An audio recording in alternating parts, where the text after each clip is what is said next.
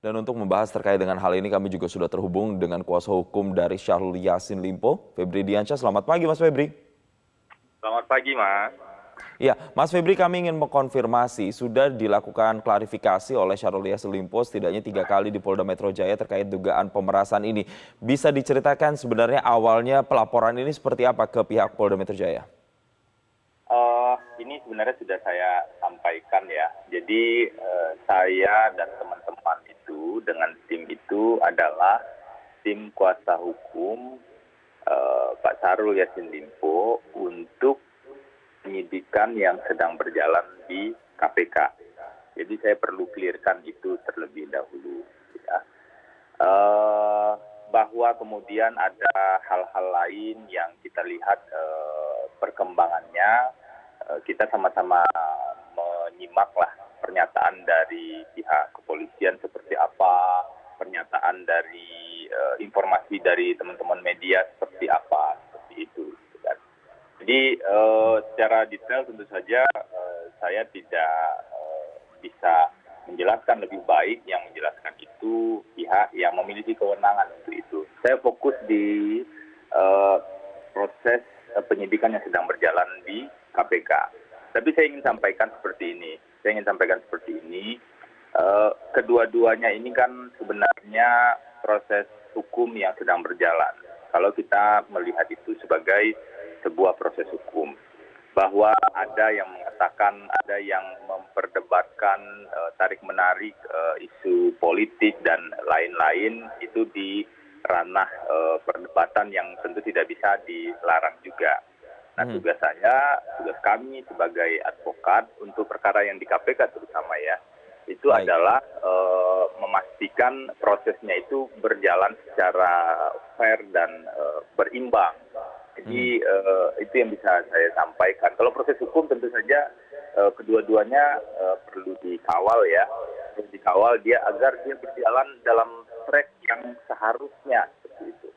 Baik, gitu, ya. Mas Febri, kita langsung fokus ke apa yang sedang bergulir di KPK saat ini. Informasinya sudah banyak beredar, ada narasi penetapan tersangka ini sudah dilakukan. Tapi dari pihak kuasa hukum sendiri, apakah sudah menerima surat penetapan tersangka dari KPK?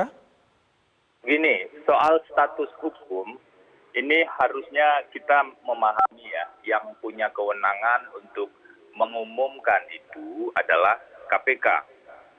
Makanya memang sangat aneh kalau tiba-tiba ada yang bicara, apalagi itu pejabat di eksekutif ya, yang bicara seolah-olah sudah ada status hukum yang baru. Ini kan terasa agak janggal ya.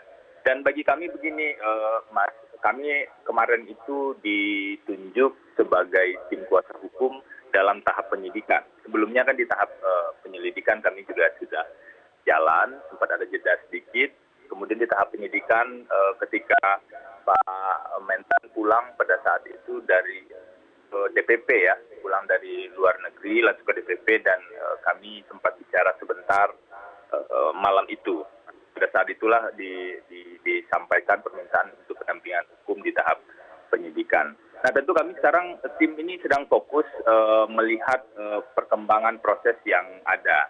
Kami lakukan analisis bahan-bahan yang perlu kami pelajari. Kenapa? Karena kita harus punya pengetahuan yang cukup untuk dari sisi yang lain lah. KPK di satu sisi kita hargai dengan kewenangannya menjalankan tugas, tapi di sisi lain pihak-pihak yang apalagi yang dituduh ya, sekarang kan fokusnya seolah-olah ke Pak Syahrul Yassin Limpo. Itu juga punya hak untuk mengumpulkan informasi, menganalisis, dan juga hak-hak lain yang diatur di peraturan perundang-undangan seperti itu. Baik. Kalau substansi saya pikir mungkin belum banyak yang bisa di-share ya, karena dari KPK sendiri kan masih hal-hal yang sifat umum yang disampaikan. Baik, artinya kami menangkap memang masih menunggu keputusan resmi dari KPK dan belum ada penetapan secara resmi. Tapi apa langkah hukum yang kemudian akan dipersiapkan oleh tim kuasa hukum menghadapi apa yang sekarang sedang bergulir di KPK, Mas Febri?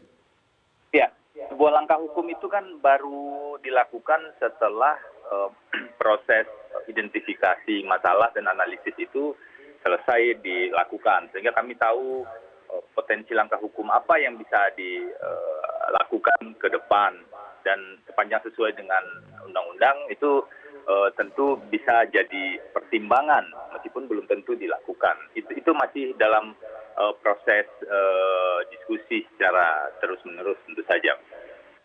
Baik, kita berpindah lagi ke Mas Novel. Mas Novel, ini kan melihat bahwa sebenarnya sudah banyak narasi-narasi, sudah ada statement-statement juga yang bilang bahwa Syahrul Yassin Limpo ini ditetapkan sebagai tersangka, tapi sebenarnya belum.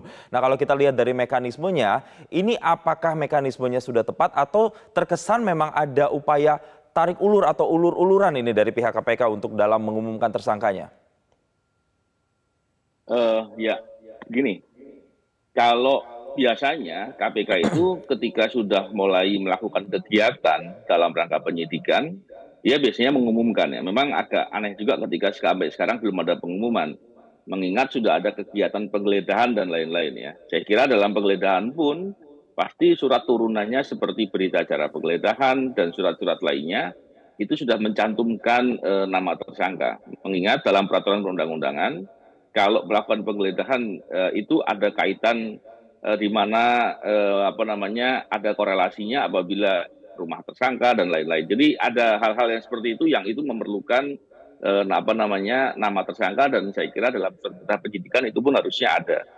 Tapi saya tentunya tidak masuk di poin itu. Bagi saya adalah seharusnya ketika dalam penanganan perkara korupsi ya di KPK dan ternyata ada dugaan perbuatan pimpinan KPK yang melakukan pemerasan atau kejahatan lainnya, itu harus didahulukan harusnya, karena itu akan bisa berdampak apalagi kondisi sekarang. Kemarin paling tidak kita mendengar bahwa Pak SYL kan sudah memberikan keterangan. Saya khawatir kalau itu tidak segera dilakukan proses, maka dampaknya justru akan mempengaruhi keterangannya yang disampaikan. Itu bisa menjadi tekanan baru, dan saya kira itu tidak baik dalam proses penyidikan. Tentunya akan bisa membahayakan proses bisa tidak berjalan dengan profesional. Ya, Mas Novel, ini kita kembali lagi ke kasus dugaan pemerasan dalam pengusutan korupsi di Kementan. Tadi Anda mengatakan di segmen sebelumnya bahwa sepertinya Dewas ini semacam dalam tanda kutip sudah gagal. Nah, kalau sekarang kasusnya ditangani oleh Polda Metro Jaya, yang kita tahu juga Kapoldanya ini mantan KPK juga. Apakah Anda optimis bahwa kasus ini akan tertangani dengan cepat dan benar-benar terukur, Mas Novel? Ya, tentunya kita menunggu ya, kita melihat ke depan seperti apa. Tapi saya kira dalam perkara yang seserius ini, saya kira siapapun pejabatnya tidak akan mau main-main ya, karena resikonya terlalu tinggi. Mengingat kalau kita melihat KPK sebagai lembaga yang dikedepankan dalam upaya memberantas korupsi, tentunya apabila kita merasa memiliki atau merasa berkepentingan agar pemberantasan korupsi dilakukan dengan benar, dengan optimal, maka apabila ada pimpinannya yang bermasalah, maka penanganannya harus sungguh-sungguh. Apalagi bermasalahnya ini kan informasinya bukan baru kali ini, udah sering ya gitu ya. Bahkan sebelumnya ada kaitan dengan kebocoran dokumen, dan saya yakin kebocoran dokumen di Kementerian SDM ya, dan saya yakin itu ada kaitan dengan korupsinya gitu. Paling tidak mungkin membocorkan dokumen itu iseng begitu ya. Tapi hal-hal begitu tentunya indikasi-indikasi yang kita lihat bahwa dengan banyaknya informasi dan indikasi tadi, jangan-jangan praktek seperti ini sudah sering terjadi. Bayangkan kalau kemudian pimpinan KPK-nya terlibat dalam suatu kasus korupsi begini, maka apakah kita yakin penanganan perkara di KPK akan benar? Apakah kita yakin bahwa ke depan atau kemarin-kemarin tidak ada menggunakan kewenangannya secara salah atau secara sewenang-wenang begitu ya? Hal-hal ini yang harus kita lihat ya. Dan tentunya kita berharap dengan dilakukan tindakan segera, maka KPK-nya akan bisa bekerja dengan lebih baik, gitu ya. Baik, poinnya adalah memang harus disegerakan untuk diusut karena memang sudah sering terjadi begitu ya. Terima kasih Mas Novel, mantan penyidik KPK telah bergabung bersama kami di Selamat Pagi Indonesia. Dan kami kembali ke Mas Febri Diansyah. Mas Febri, kita kembali lagi ke kasus pengusutan korupsi di KPK. Ini kalau yang saya baca sudah ada statement juga bahkan dari KPK, dari Pak Ali Fikri yang menyatakan terkait dengan barang bukti yang sudah digeledah. Pernyataan menariknya adalah ada upaya untuk menghilangkan barang bukti setelah penggeledahan di rumah dinas, kemudian di kantor dan juga di rumah Syahrul Yassin Limpo di Makassar. Tanggapan Anda, Mas Febri? Ya, penghilangan atau pengerusakan barang bukti itu jelas sesuatu yang tidak benar. Kita berdiri pada posisi yang sama seperti ini dulu ya, apalagi di proses penyidikan. Sehingga tersebut seharusnya tidak perlu atau tidak dilakukan.